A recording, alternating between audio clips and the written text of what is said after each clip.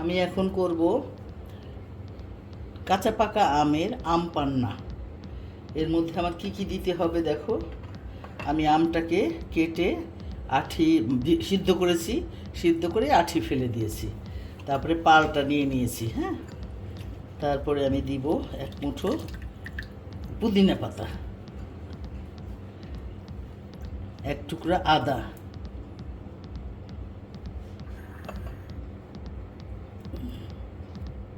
তারপরে দেব আমি বিট লবণ 1 চামচ, সাদা লবণ 1/2 চামচ, জিরা গুঁড়া 1/2 চামচ, আর গোলমরিচ গুঁড়া 1/2 চামচ। এটা আমি এখন চিনি দিয়ে ব্লেন্ড করে রাখবো। এখন আমি এর মধ্যে চিনি দিচ্ছি, বেশি করে রাখবো, এই জন্য আমি এখানে চিনি দিব 2 3 4 5 8 চামচ চিনি ব্লেন্ড করে আমি রেখে দিচ্ছি। পরে আমি এটা চুলায় যা করার করব। সব দিয়ে আমি কাঠটাকে এইভাবে জ্বালিয়ে নিয়েছি, সেকে নিয়েছি একটু। চিনিটা মেল্ট হয়ে গেছে। এখন টেস্টটা একটু দেখি কি অবস্থা।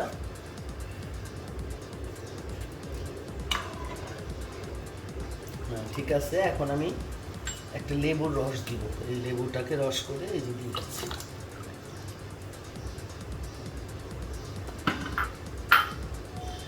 তারপর এটা বলক আসলে এটা নামিয়ে আমরা এটা রিজার্ভ করব এই বয়ামের মধ্যে। আর আজকের জন্য আমি এটা সার্ভ করব।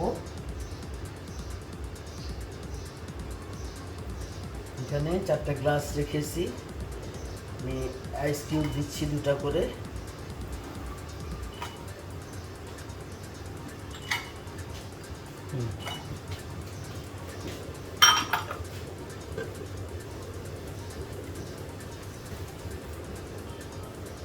টেস্টটা তোমাদের পছন্দ মতো দেখে নিও, যে যেমন ঝাল খাও, মিষ্টি খাও, টক খাও। একটু চিলি ফ্লেক্স দেওয়া যেতে পারে জাস্ট স্মেলটা সুন্দর হওয়ার জন্য। কাঁচামরিচ একটা দিয়েছিলাম ব্লেন্ড করার সময়, বেশি ঝাল দেওয়া যাবে না, একটু সামান্য চিলি ফ্লেক্স দিয়ে দিলাম।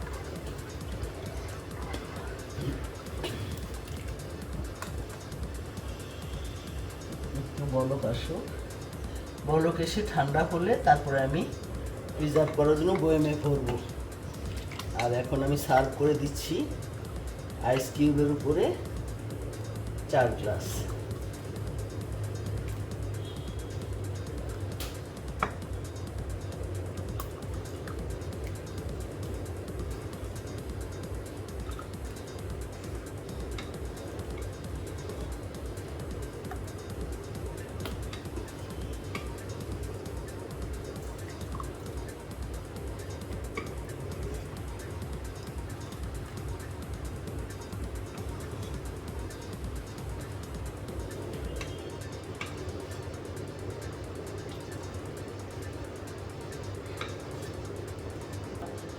আম পান্না এই গরমের দিনে ঘরমাক্ত কলেবরে যখন বাসায় ফিরে আসবে, বাচ্চারা আইস দিয়ে 1 গ্লাস পরিবেশন করো, ভালো লাগবে।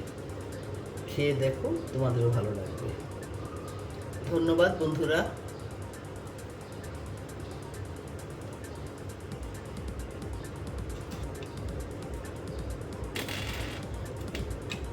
এটার সাথে তুমি আরো পানি মিলিয়ে নিতে পারো, যে যেমন টেস্ট করে খাবে। ঠিক আছে, ধন্যবাদ বন্ধু।